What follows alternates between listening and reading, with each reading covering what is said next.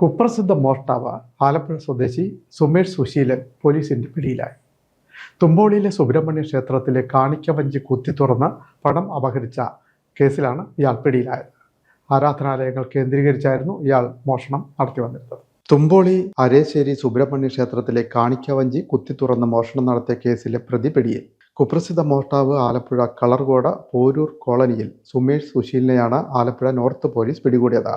മറ്റൊരു മോഷണ കേസിൽ ജയിലിൽ നിന്ന് ശിക്ഷ കഴിഞ്ഞിറങ്ങിയ പ്രതി ജില്ലയിലെ വിവിധ ഭാഗങ്ങളിലും മറ്റ് ജില്ലകളിലും നിരവധി മോഷണങ്ങൾ നടത്തി. വിവിധ പോലീസ് സ്റ്റേഷനുകളിൽ 24ഓളം കേസുണ്ട്. ആരാധനാലയങ്ങൾ കേന്ദ്രീകരിച്ചാണ് കൂടുതലും മോഷണം നടത്തിയത്. Alappuzha north police station inspector Arun, SI Devika, ASI Ajayakumar എന്നിവരുടെ നേതൃത്വത്തിലുള്ള പോലീസ് സംഘമാണ് പ്രതിയെ പിടികൂടിയത്. കോടതിയിൽ ഹാജരാക്കിയ പ്രതിയെ റിമാൻഡ് ചെയ്തു.